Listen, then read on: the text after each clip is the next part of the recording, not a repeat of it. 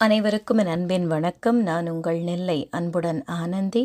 காற்றின் கால் தடங்கள் தன்முனை கவிதை தொகுப்பு நூலில் அடுத்த கவிஞர் சுப்பிரமணியன் அவர்கள், சென்னையிலிருந்து. எழுதுவது அவருக்கு பிடித்த செயல் என்று சொல்பவர். ஆன்மீகம் சம்பந்தமான இவருடைய பல பதிவுகள் வெளிவந்திருக்கிறது.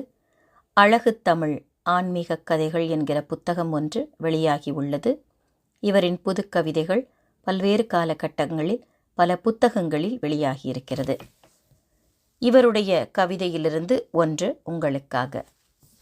நீயே ஒரு கவிதை, நீயின்றி நான் இல்லை, நிம்மதிக்கு உனை விட்டால் ஆளில்லை நித்திரையே. ஒரு மனுஷனுக்கு தூக்கம் எவ்வளவு அவசியம் என்பதை உணர்த்தும் கவிதையாக நான் இதை பார்க்கிறேன். உறங்குவது போலும் சாக்காடு என்பார்கள். உறங்கி விழிப்பது மீண்டும் ஒரு மறுபிறப்பு மாதிரி தான் சொல்கிறது உண்டு. அந்த உறக்கத்தை, நித்திரையை ஒரு கவிதையாக பார்க்கிறார். அந்த நித்திரை இல்லாமல் நம்மால் இருக்க முடியுமா? முடியாது. அதை விட்டால் உடம்பில் இருக்கக்கூடிய அந்த ஒரு ஆற்றலை மீண்டும் உயிர்ப்பிக்கும் தன்மை அந்த நித்திரைக்கு, நிம்மதியான உறக்கத்திற்கு மட்டுமே உண்டு. அதை ரொம்ப அழகாக சொல்லியிருக்கும் கவிதைக்கு வாழ்த்துகள். நன்றி.